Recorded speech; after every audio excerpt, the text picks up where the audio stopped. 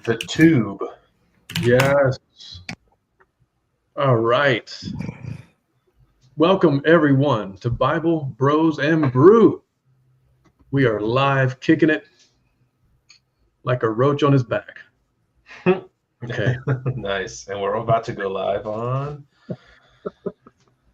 the Graham. Okay. Yeah. We'll need to give a minute for people to join. Welcome all of our grammars as well. All our tubers. The tubers and the grammars. Tubers and grammars. Appreciate everyone for tuning in. Make sure you smash that like button. Yes, please, please, please. Click the subscribe button. It should be glowing at some time when I mention that. Have y'all seen that? It does that on YouTube. Like sometimes it's pretty neat. Maybe it'll do a little sparkle. A little sparkle. It's pretty neat. Hopefully we'll get the same favor that others have gotten. But okay.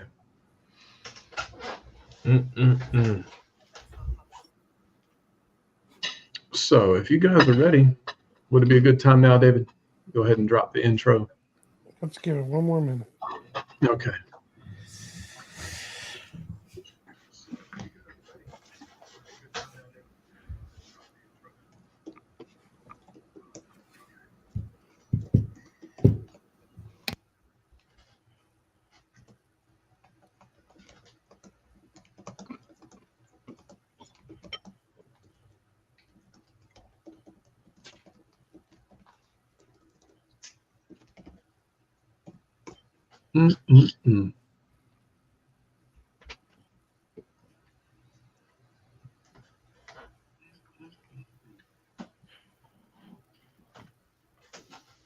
All right. Yep. We good? Okay. I got the thumbs up from David, so I know I'm official now. So, okay. Let's see. Okay, good deal. All right. Well, welcome everyone to another episode, a live episode, as of this 7:13 p.m. EST, September 25th, of Bible, Bros, and Brew. My name is Philip, and with me is John to your right, my left, Ryan, and then David. I'm trying to do it in a backwards manner. Yes. So we're here talking about some topics that cover concepts that stretch throughout the entire Bible, Old and New Testament. And if you just kind of picture this for a moment, you know, the children of Israel, they get miraculously delivered out of the land of Egypt, and then they enter into the wilderness. Moses goes up on Mount Sinai, and he gets these commandments from God. It's like these 2 stone tablets. He brings them back down. And the very first commandment listed on those tablets said, "You shall not have any other gods before me. You will not have any other God but me." And it's so fascinating to me that was the thought of God in terms of what the message he wanted to convey to his people as first and foremost, before he said anything about what their behavior should be or what their ceremonial rules should be. The first thing he wanted to clarify was, don't have any other gods except me. So that is something that not only pertained to the children of Israel, but also has application in our lives today. And so in this episode of Bible Bros and Brew, we're going to talk about that. We're going to talk about things that have the potential to become idols or become gods or things that you put ahead of him in your life if you're not careful. So tune in. It's going to be good. Get your Bibles and your coffee, and let's rock and roll. Nice. Praise God. Praise God. Oh, yeah.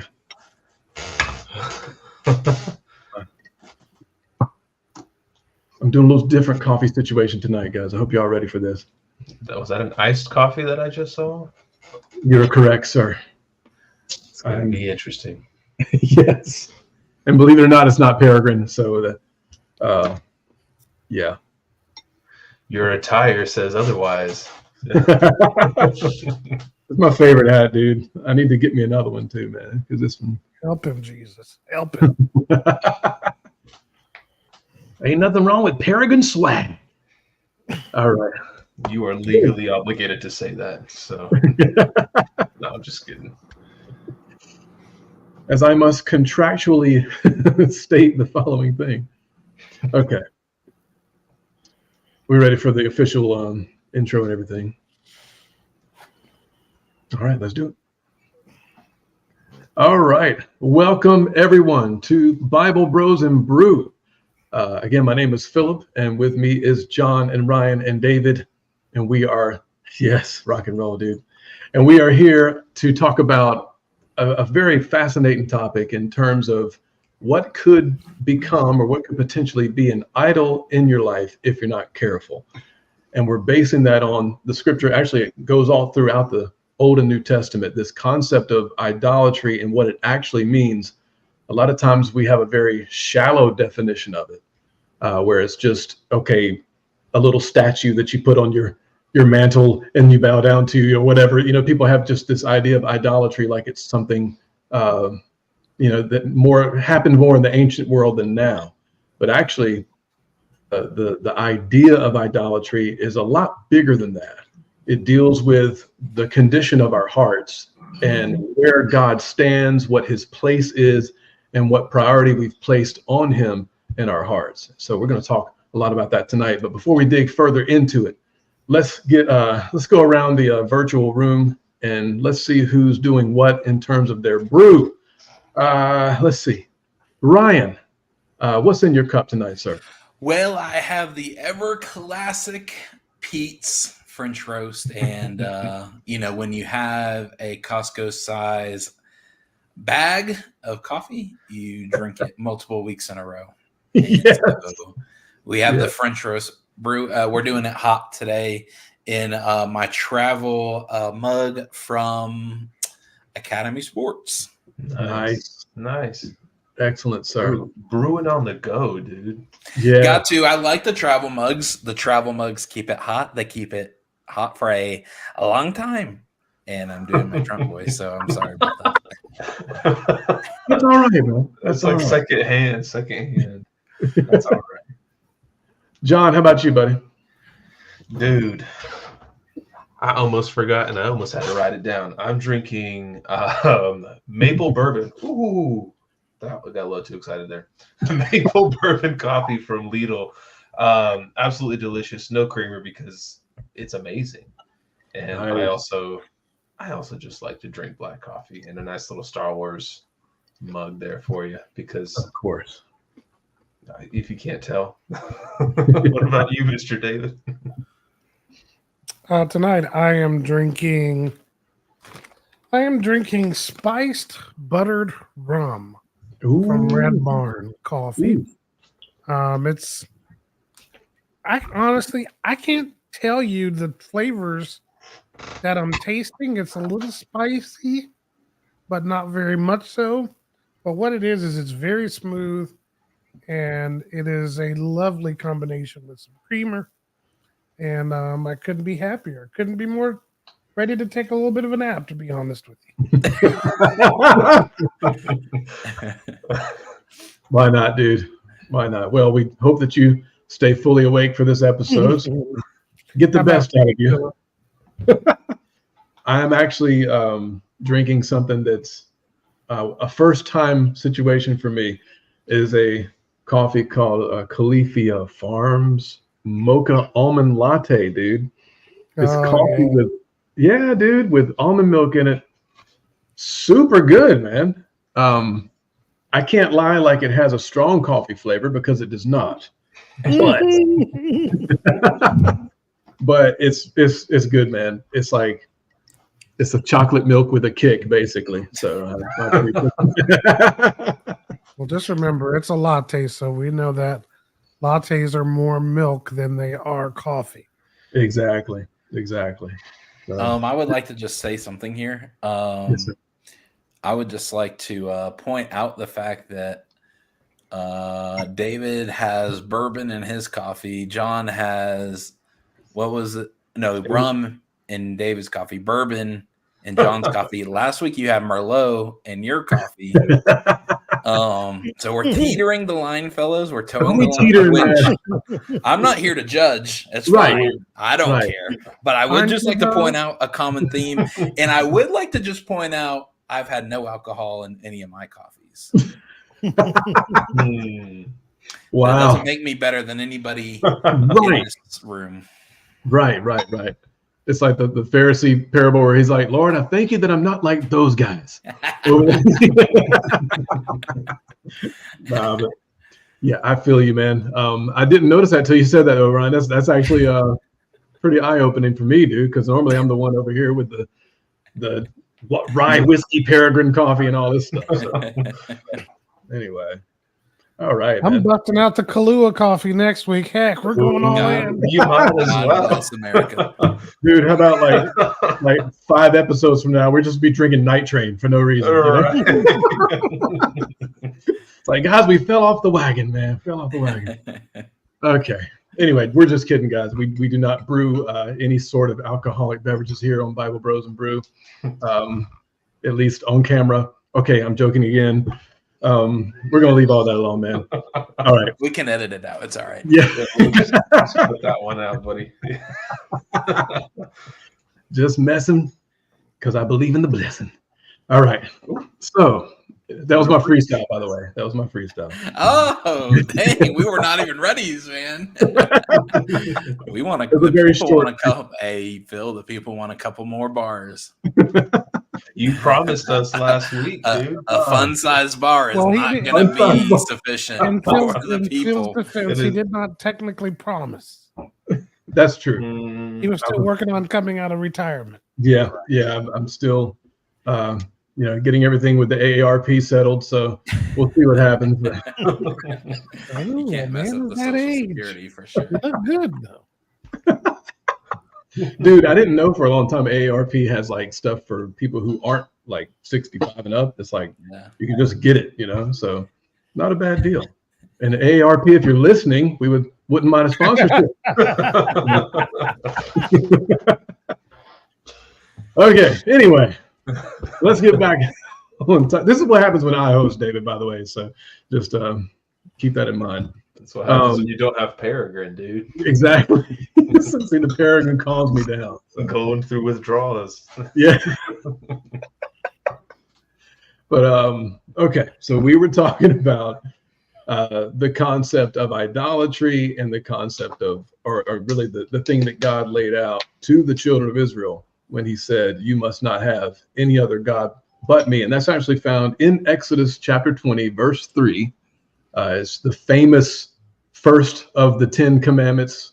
And it's one of those things that it can be easy to overlook because, it's the first one. It's like, okay, is this just kind of a warm up to the real ones, whatever. But it's actually, this is, if you don't get this one right, you literally will not be able to keep any of the other commandments. And I believe that's why God put it first, because in Exodus 20, verse 3, he said, you must not have any other God but me. And this hits on a deep level. Actually, I'll read verse 4 as well. You must not make for yourself an idol of any kind. Now, it's interesting. He said, you must not make for yourself an idol of any kind. So there's an element of self-serving already that he's talking about here. You must not make for yourself an idol of any kind, or an image of anything in the heavens or on the earth or in the sea. Now, if you wonder why God even had to say something like this, you have to understand a little bit about the cultures of those ancient times. When the Israelites came out of Egypt during that time, they were going into a land that was already populated. We know that. But the groups of people that were there were heavy into idolatry of every kind. They were polytheistic. They worshiped all kinds of gods. They had a god for the sun, a god for this, a god for that.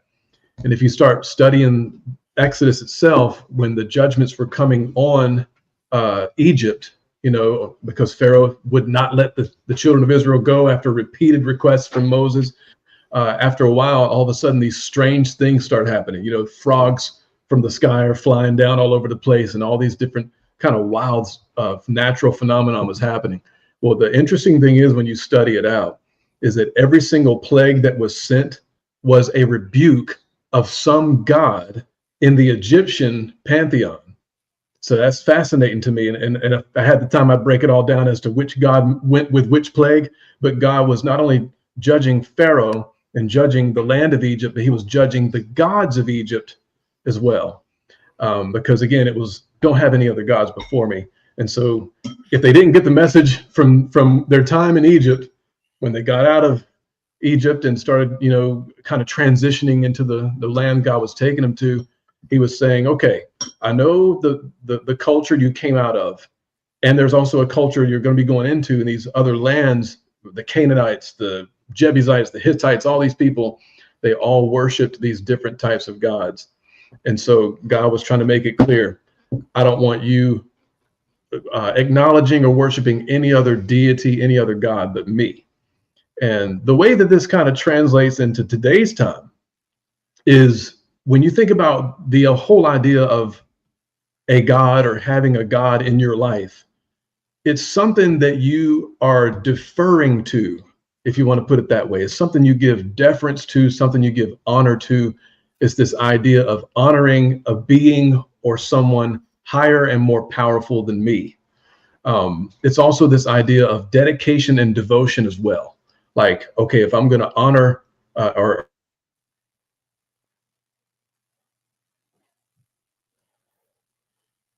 this thing is the thing that I defer to, and those types of things. When you think about it in that way, you can kind of see what God was getting at and why that same idea carries even into the New Testament.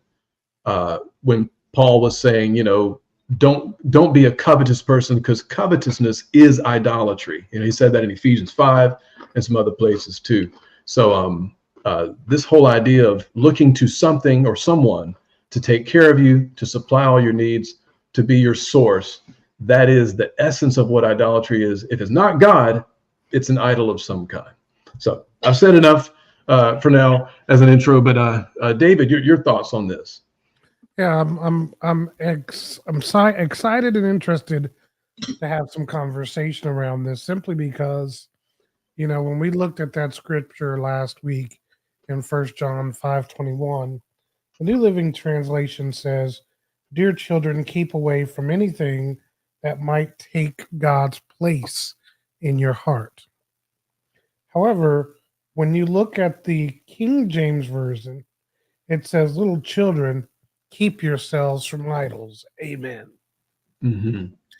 And so you can see that no matter what, even in, Philip was just talking about how things were in the Old Testament, it seems very clear that there was also something going on in the New Testament times, that they were still dealing with idolatry. And we know this because if you look at Paul's story, you see that, that Paul, part of the problem in Ephesus and some of the places when he was on the run from one city to the other, it was because they were trying to erect statues of Diana and all of that stuff. And Paul called that out. And so there was a huge to do about it, where Paul was run out of town over and over again. And what's interesting is that the idol makers knew that basically what was happening was Paul was messing with their revenue stream. So they didn't even, they did, I've often wondered, did you even really believe in your idol, or did what you believe in was the revenue that you were generating by creating the idols? And I think it's in Isaiah. I could be completely wrong, so charge my head, not my heart. But God talks about how these idols are the works of your own hands, the works of your own mind. And so God takes affront to that.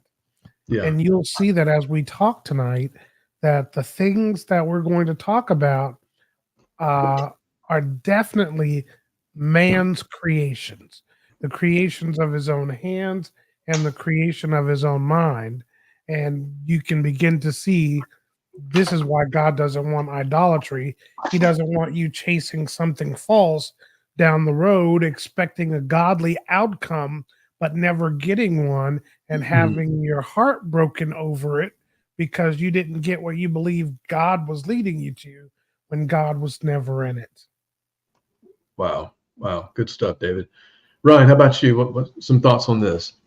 Well, the first thought to, in my mind is, well, why does God tell me that I can't have any other gods? If he's so, maybe somebody trying to make the argument of, well, if God is so powerful, why would he care if anything gets in between me and him? If he is all powerful, if something gets between me and him, why would it make a difference? Because at the end of the day, I'm still going to worship him, some sort of argument like that.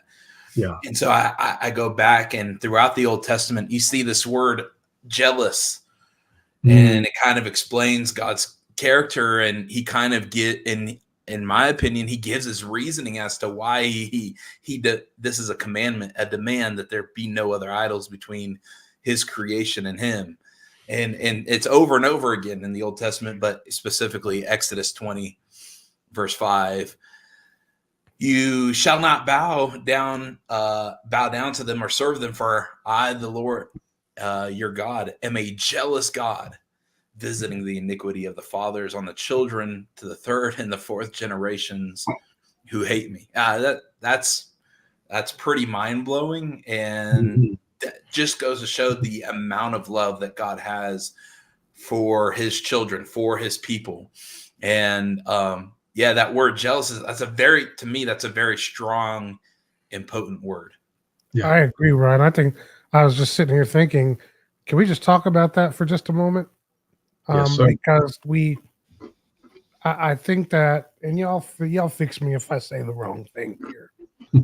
I think there is that, we cannot necessarily ascribe human emotion to God. Right?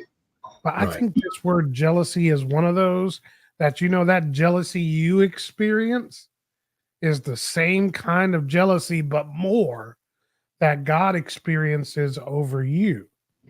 And I think that jealousy it's a great word choice.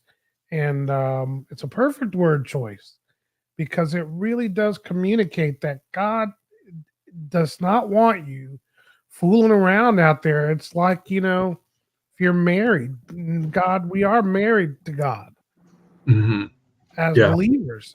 And the concept that he better not find you in the bed with someone else. Dude.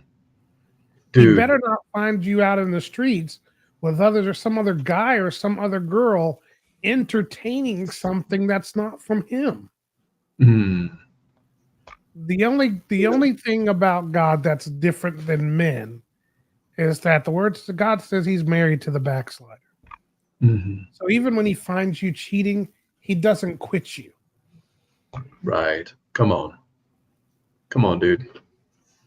Well, that's the second part of that verse, where he says that, can you put it back up, John? The second part of that verse, the sins of the parents, the entire family is affected, even the children to the third and fourth generations who reject me. In translation I read, those who hate me. So he's still jealous and pursuing even those that are still rejecting him, but he still demands it. And if you look at the word in the Hebrew, this word jealous, I just pulled it up, but it's defined as demanding exclusive service. So God, in this kind of a strange but almost intuitive way, he demands this exclusivity between his creation and himself. Wow. Because there's this because then you have to go back to the Genesis story, I think. Like, well, then why? And God was trying, I don't know, God was trying to people will say, well, God was lonely and whatever. He was trying to find somebody to love. But I don't believe that. I think that God was trying to, God was taking and filling a void in heaven because Lucifer was cast out and he was in charge of worship. And so he's creating a new form of worship to himself through human beings. And Lucifer had to do that, but you have a free will to do that, which makes it even more powerful. Right. Yeah. And what's fascinating too, because you do hear people, when you bring up this scripture about God being jealous and this type of thing, there's always some kind of reaction from certain folks who are like, see, what kind of God is that? He's angry all the time. He's mad. He demands me to worship him. And they feel like it's like almost like being coerced, if you want to call it that, to serve God or whatever.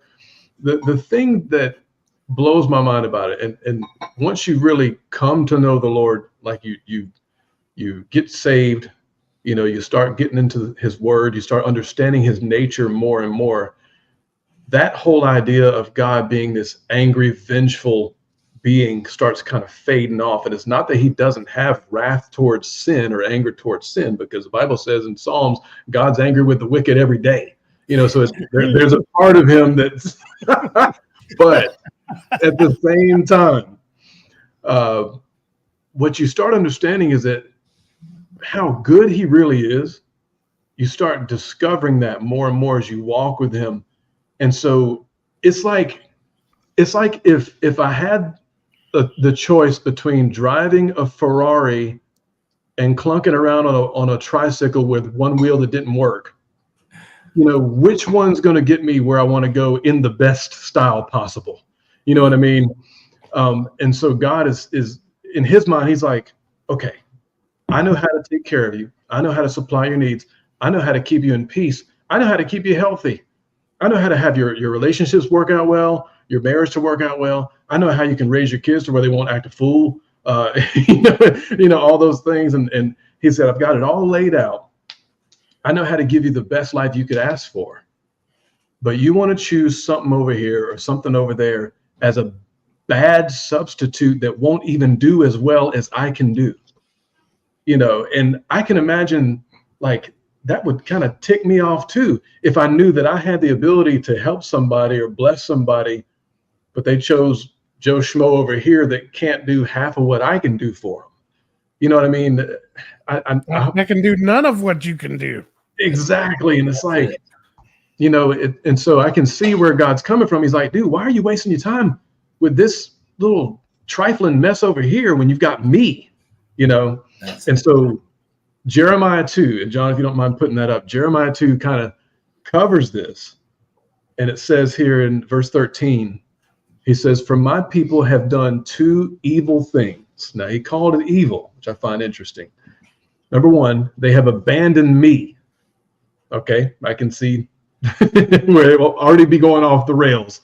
They have abandoned me, the fountain of living water, and they have dug for themselves cracked cisterns, and a cistern is like a container, cracked cisterns that can hold no water at all. So if you think about it, he's like, okay, first of all, you stopped, you abandoned me, you left me, and I'm a doggone fountain, not just a little pot of water, but a fountain where the fountain keeps going, it keeps flowing. You know what I mean? He said, and then you try to dig some container that has cracks in it that can't even hold the little bit of water that you can get. And so I can see why God is sitting here like, I don't want to say he's face palming, but it's almost like that. He's like, what is wrong with y'all? And that's honestly the majority of the Old Testament. In the books of the prophets, it's like, what are y'all doing, man? Why do you go over here and worship this thing or worship that thing? And I've got everything you need. So, but what's so common also, not also, but that's what's so common in the books of the prophets in the Old Testaments. They were constantly having to fight idolatry. Yes. Over and over. It's like, where'd y'all go? Oh, we're up here in the trees making some new idols. oh, we melted down some gold so we could have a calf because we didn't know when you were coming back down.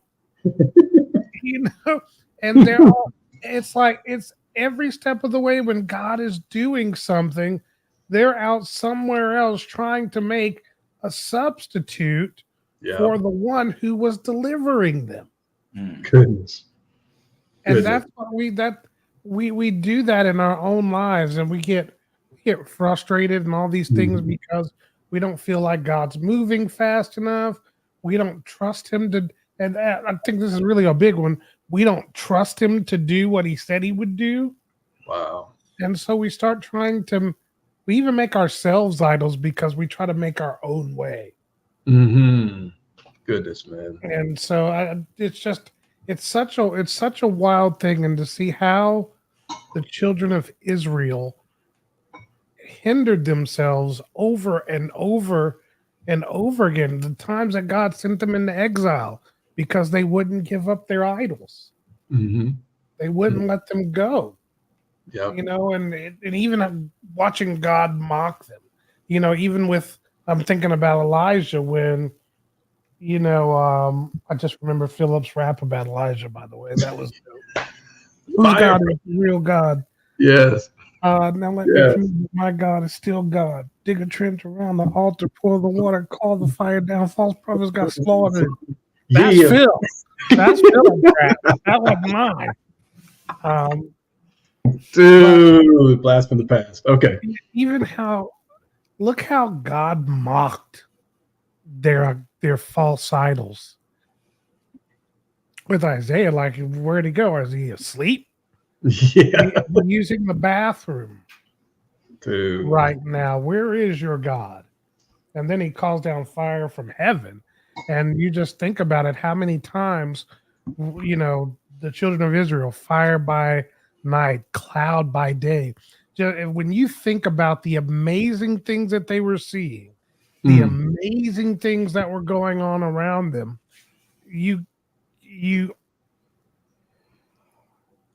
I often wonder, would I have been one of them? I think about that too. If so, God forgive me, right? Yeah. Because how do you see a pillar of fire in front of you every night, guiding your way and giving you the light that you need? Mm-hmm. And you just be like, no, I think I need some wood. It's wild, y'all. It's just wild. Yeah. Yeah. It's fascinating, man. In Hebrews 4, I think it's Hebrews either 3 or 4. And he talked about that. He was like, you know, don't harden your hearts like those people did in the wilderness. He said, they saw me doing mighty works for 40 years straight. They were out there in the wilderness. They saw his miracles. He took care of them. Water out of the rock, manna from heaven. He was meeting their needs every day. But like you said, David, I think the issue comes when they start getting impatient. You know, we feel like God's not moving fast enough or not doing everything we think he should do. And so that means, you know, what's God doing? I mean, they even said, I forgot where it was, but it's in the Bible somewhere. They even said it's because God hated us that he brought us out here into the wilderness. Right. You know, they were mad about it, man. And it's because they were not willing to be patient and let God cook, as they say. They weren't willing to do that. So, but Ryan, your thoughts on this too? Can you hear that extra voice out in the woods saying, "Let him cook"? Yeah, the voice booming from heaven. Let him cook. Yeah. Well, I just want to ask the both of you guys a question. Okay, so we're talking a lot about the Old Testament, but do idols exist today? Like, you know, and then even just like, you know, you say God mocked him. Does God mock the idols and the gods that we have before him today? Wow, good question. Well, my answer to that is yes, and yes. Yes, he does. I think that one of God's ways of mockery is to say, you know what, go ahead and chase that thing down like that then. Go on and do it. Go on that way. Yeah. And to let you walk down that path. But I do think that idolatry is a modern day problem. Idolatry never left us. That's the thing. No. If Nope. you can still, in one sense, the old gods still exist. Come on, dude. You just need to know what you're looking for. Yeah. If you a great example is, over and over again in the Old Testament, we see Baal. We see the god Baal being worshipped, and people will say, well, that doesn't exist anymore. Have you? I'm going to get in trouble. I know that, and I'm okay. But have you ever seen a Planned Parenthood? Because those are altars of Baal, where they take in the sacrifice of children, blood spill for Baal. That's right. Goodness. And I mean, you just look at, I forget the other, the god of sexuality. I forget what They that had one. several. Yeah. Dionysus was one. Yeah, Dionysus and others. Yeah. And just look at our hyper-sexualized world where we literally, people will do anything to expel their sexual pleasures for a period of time, and the extent that they will go to in order to do so. So, yeah, Ryan, it does exist today. And then there are other things that exist in our world that we should talk about, that have created problems and act as gods in our lives. Yeah. What's your thought, Philip? Yeah, I would agree. Like you said, David, I would agree as far as yes and yes. Like you said, it takes different forms. There's a lot of things going around now where I don't even know if I can name any specific practice, but these spiritual practices that are going on now that people get into. Like I've seen some stuff on Twitter and different things where, these folks go out into the wilderness for a 5-day boot camp and they scream to the top of their lungs and, body slam themselves on a tree or whatever they think they got to do to get out their primal instinct or whatever the thing is. It's a lot of times it's just a bunch of, hyped up emotionalism that appears to be contacting some spiritual force or whatever. Some of that stuff's just overhyped emotions and nothing more, really. But a lot of times people seek these things, they seek these workshops, they seek these things where I'm going to walk on hot coals and it's going to make me, stronger and all this stuff like that. And no, bro, you just burned your feet and spent about $5,000 for no reason. That's pretty much what that boils down to. So it's very rare that these types of things can produce a long-lasting life change in someone's life. It's something that you get hyped for the moment, but then it still leaves you lacking later. Yeah. And so, again, a cistern that can't hold water. That's what I think about. I think about these things. Yeah. And so, and like I think we mentioned earlier, like, does God mock these things? I think I can say this, and I hope I don't get in trouble. We're already in the deep waters in this podcast anyway, but some folks have made their mega church their idol. Ooh. And I have seen.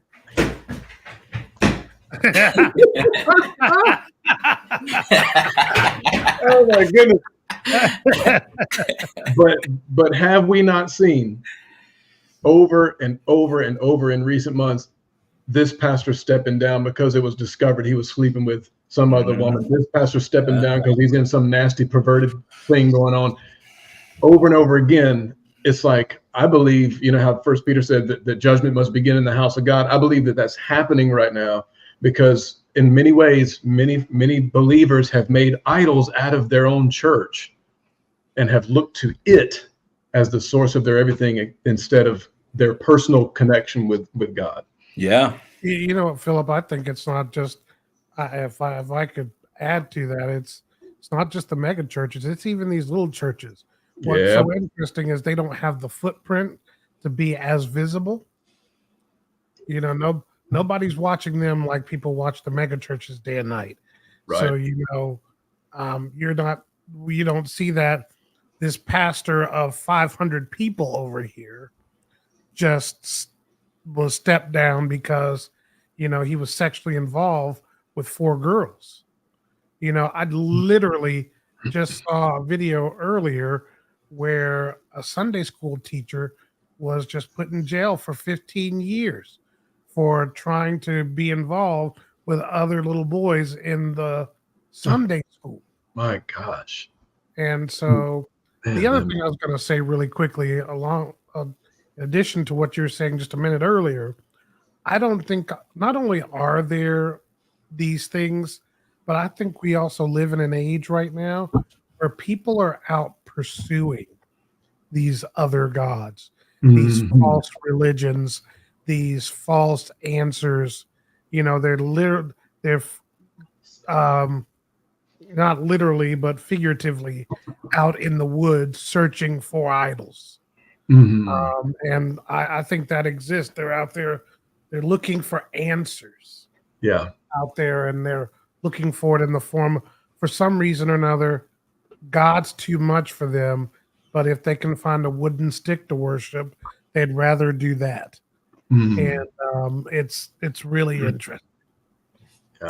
Let me ask a question. Why do you think it's always like, in the church, like that's pretty apparent that the common theme is like it's usually sexual. Why do you think that's? I know there's other idols and other problems, but why do you think that one is like just so prevalent and demonstrative and crazy?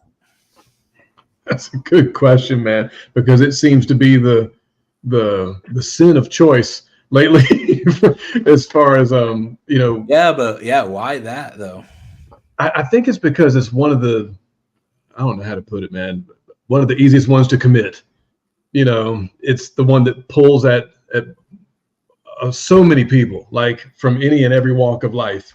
You've got this a desire that comes from something God created. I mean, God invented the whole idea of sex, but then of course you have several things that the enemy has perverted about sex to where people start pursuing things that God never intended for sexuality. And so those things pull on people,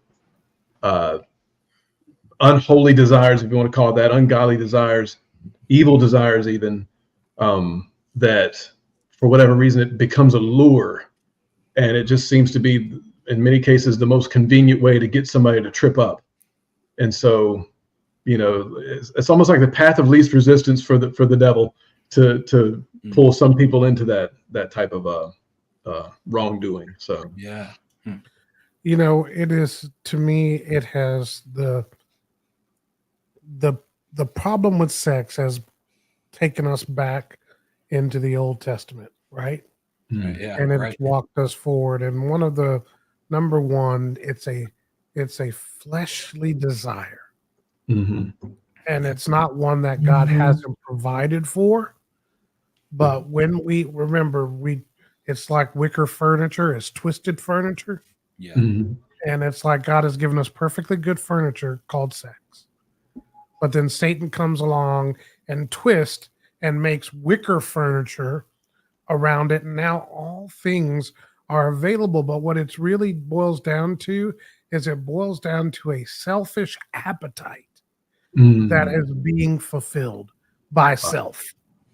And when you have to sit on it in the summer, then it gets all sticky, and then you got all them little bumps on your leg, and it hurts. Well, right, and then that's nasty, but I mean, when you sit on wicker furniture in the summer, it's painful. That's true. That's true. That's what I mean. It'll pinch your legs too, by the way. Yeah, because the cushions are put up. Like you're not allowed to sit on the cushions. Yeah, but those cushions may not work. Grandma put them up because you don't want them to get messy. It's a sexual perversion. I think about, gosh, I'm wanting to say it's in Thessalonians, but I could be wrong. That's why we'll fact check you. Don't worry. I'm sorry, y'all. But it's in the New Testament letters, and it's either Thessalonians or Titus, right around there. But one of the things that uh, Paul was talking about. Maybe it was Colossians. But one of the things Paul was talking about was some of the men who were basically making their living through as being sex servants to the Greeks at that time. So they were in the Jewish community and they wouldn't lift a hand to help anybody or do any other thing. And Paul says, yeah, these are basically kind of nasty people because they go out and do the sexual bidding of the Greeks. And then they come back with their grapes and all that, and they think they're better than everyone. Wow. And so over time, you've got people who've given themselves up to it. And you want to know a perfect example of that? Why do we have OnlyFans right now? Because you've got people giving themselves over to it. I watched something the other day where these girls were thrilled about their OnlyFans. They loved the act of showing off their bodies and performing the acts that they were performing and doing all. And the guy was like, well, what about what you're doing to the viewer? What about the harm that you're causing and all of that? And it's like, right. Who cares? And we see, and in those cases, honestly, there is an intersection of another idol, the love of money. Right. And see, that's the problem. And to fill up what you just said something that Jesus just said. And that's what ends up intersecting all the time. Idols crash. Come on, bro. And one starts helping, and then another one gets involved in it, and before you know it, you're victim to multiple idols. But let's just call them what they are. They're demonic spirits. They're demonic spirits that have taken on this form that's more pleasing and easy to you to accept so that you will give yourself over to anything but God. Wow. Because remember, the one thing that I believe Satan would love above anything is to see people go to hell. Because that means he won them. Right. Mission accomplished, right? Right. And so by appealing to man's flesh and not his spirit, unfortunately, he's winning some. Some are giving their lives over, and it's a crazy thing. For sure. And it's happening in so, like you said, in so many different ways now. And it's interesting because some folks that are living these types of lifestyles, they'll claim up and down, I'm not religious, I don't believe in any kind of God or any kind of thing like that. But yet you are actually practicing a religion of a sort. You don't realize that, but that's in effect what you're doing. You're giving yourself over to something. You're showing devotion to something. You're dedicating your time and energy to something that you hope pays a return in some kind of a way. That's a form of ceremonial religion. It's a type of practice like that.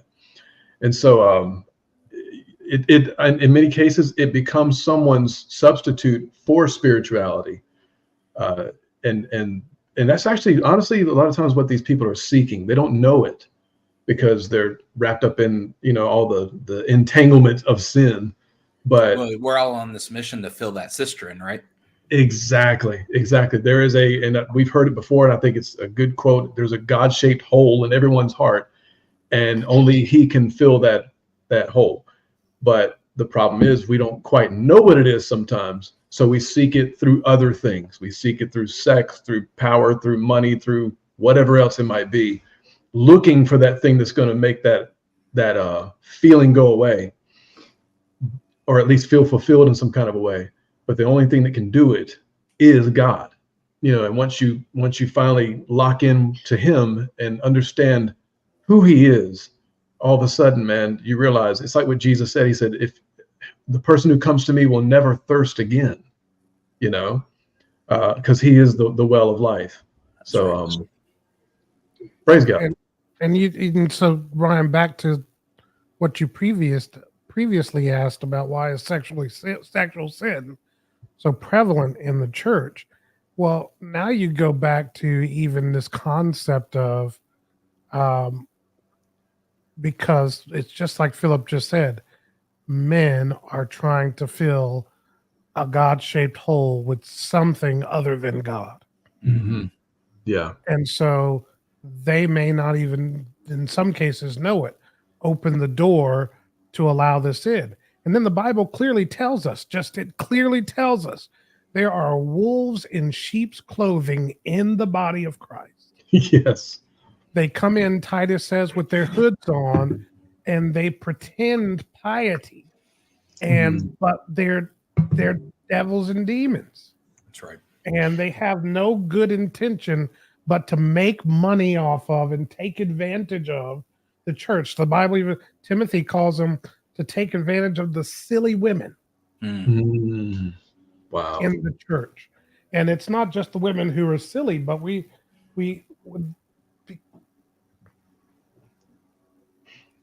just in the church are so afraid to confront, be strong, and stand firmly for what God says that we'll let anything come in.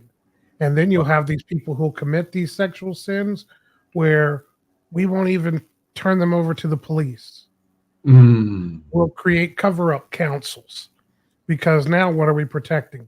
We're protecting the reputation of the church over protecting the person that's been harmed. Right. Or persons.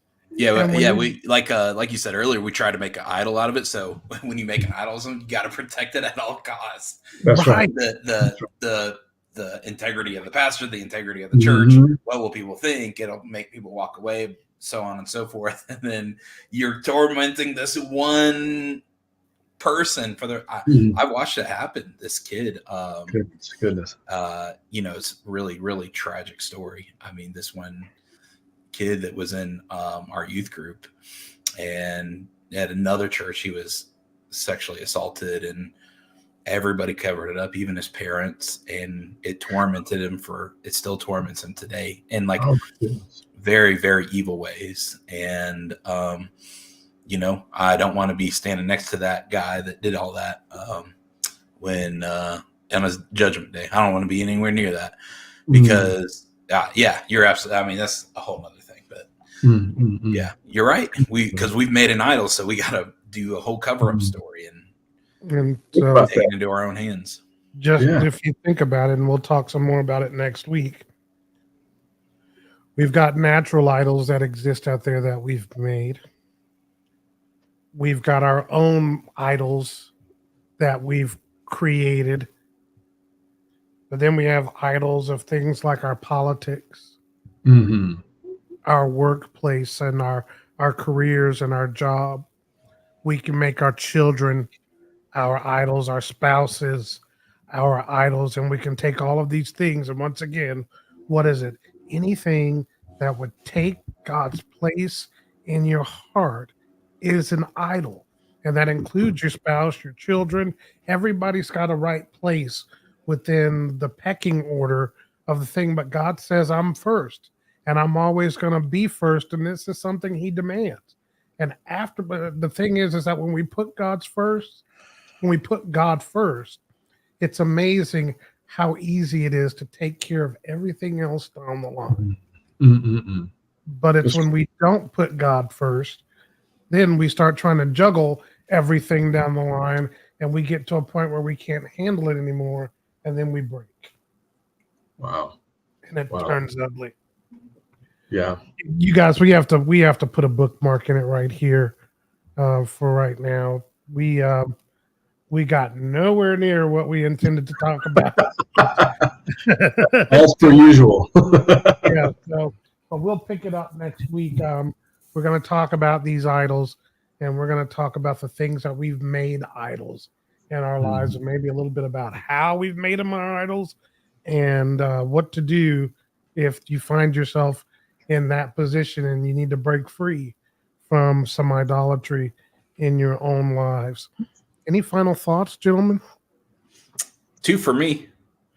The first one is just going really quick, just touching back on God mocking just want to remind you that when in the Paris Olympics, when they mocked the Last Supper, then the next day the power went out, except for the church and the church was called the Sacred Heart of Jesus. So I thought it's a kind of a modern day example of God mocking the idols, and that's a sexual idol that they were doing. The second thing that I just want to quickly bring up is Exodus 32, where they make the calf, because I just think it's so interesting, because you're saying, well, how did these things take place? And maybe we could talk about this a little bit more next week. But the crazy thing is when we're in the moment of having these idols or making these idols or worshiping these idols, oftentimes we're so blind to it.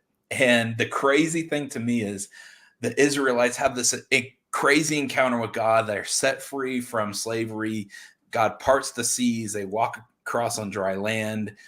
And then Exodus 32. And anybody know how long between them leaving Egypt and Exodus 32? I don't. 3 to 4 months. Wow. And then the reason they say they're going to make this idol is because Moses is on the mountain talking to God for too long. Who knows? It could have been like a couple of hours. Who knows how long? How long it was? At least a couple of hours, because I had the meltdown in the middle. But it couldn't have been that long, more than a couple of days at least. You know what I mean? So that we try to take it into our own hand, and I just think that's so interesting that the Israelites, it's human nature that all these things have happened, and Moses has gone for too long. So now I'm going to just take it into my own hands, and we just totally lose sight. And why is that? My opinion is we become so entitled. We become so entitled, like God owes me something. He's not working in my time frame. He's not working in what I want him to do when I want him to do it. So I'm just going to do it myself. And the interesting thing is verse 4, Aaron, the right-hand man of Moses, tells the people, these are your gods now. The calf. This is your God now. And that blows my mind. And I think it's because we become so centered focus. We become focused on me, which is so antithetical to the gospel and the whole Bible. We become focused on me, which is why I think sexual sin is so prevalent in the church, is because what turns a man inward more quickly and more perversely than sex. Wow. And so I think that's the whole goal, is to get you focused, not even worshiping money or religion, but to focus on yourself. Yeah. Yeah. Wow. Final thoughts, Phil? Everything Ryan said was good. I would agree. Like, the essence of idolatry, if you really want to break it down, it is selfishness at the end of the day. It's like unfettered self-centeredness that really is the core of idolatry. It's what can I do for me to benefit me, even if it's at the expense of other people. We're going to talk a lot about that next week, I'm sure, with a little bit more detail as far as some, if you want to say, case studies or examples of what could be an idol. So that's going to be exciting. But yeah, that's my thoughts. So thanks everybody for watching. We hope that, first of all, we hope you got something out of this episode, and we hope that you gained some inspiration from it. We're always excited when you join us.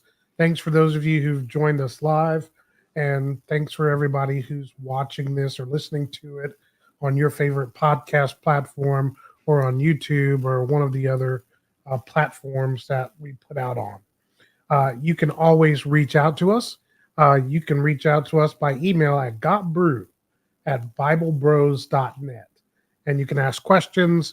You can comment, share things with us if you want to. You can also just do us a big, huge favor, and you can hit that subscribe button, the like button, and whatever platform you're watching or listening on. Just let us know that you enjoy the program and that you're listening. And of course, we'd love to interact with you on social media. So you can reach us on Instagram at Bible Bros and Brew. On Instagram, also on Facebook. We'll be on X soon as well. So just working on that. Hopefully I have that ready within a few days.